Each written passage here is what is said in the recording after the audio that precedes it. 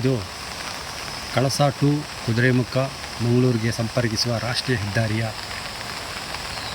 ನಮ್ಮ ಕಳಸಾ ಸರ್ವಿಟೇಷನ್ ಬಳಿ ಇರುವ ಬೇಡಕ್ಕಿ ಸಮೀಪದಲ್ಲಿ ಇಲ್ಲಿ ಏನು ವಾಲ್ ಕಟ್ಟಿದ್ದಾರೆ ಅದರ ಕೆಳಭಾಗದಲ್ಲಿ ಒಂದು ಮನೆ ಕೂಡ ಇದೆ. ಆ ಮನೆಯ ಪಕ್ಕದಲ್ಲಿ ಇರುವಂಥ ತಡೆಗೋಡೆ ಕೂಡ ಕುಸಿದು ಬಿದ್ದಿದೆ ಮಳೆಗೆ.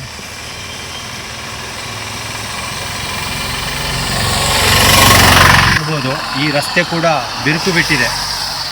ಅಲ್ಲಲ್ಲಿ ಕೂಡ ನಾನು ಏನು ಇಲ್ಲಿ ವಾಲ್ ಕಟ್ಟಿದ್ದಾರೆ, ರಸ್ತೆಯಿಂದ ಕೆಳಗಡೆ ಇದೆ ವಾಲು, ಆದರೆ ಇಲ್ಲಿ ಮಣ್ಣು ತುಂಬಿಸುವ ಕೆಲಸ ಕೂಡ ಮಾಡಿಲ್ಲ.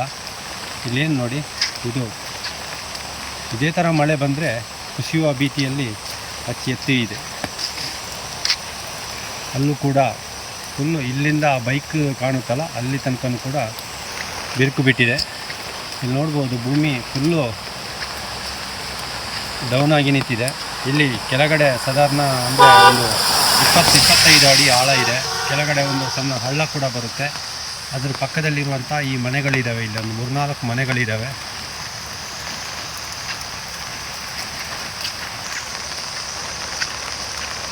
ಈ ವಾಲ್ ಎಲ್ಲರೂ ಬಿದ್ದರೆ ಅವರ ಮನೆ ಸಂಪೂರ್ಣವಾಗಿ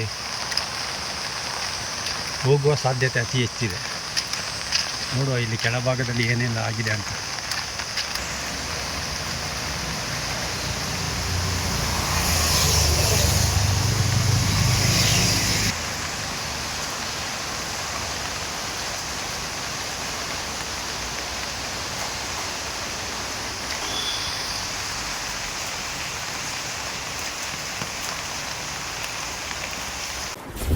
ಕರ್ನಾಟಕ ನ್ಯೂಸ್ ಡಿಜಿಟಲ್ ಚಾನಲನ್ನು ಈಗಲೇ ಸಬ್ಸ್ಕ್ರೈಬ್ ಮಾಡಿ.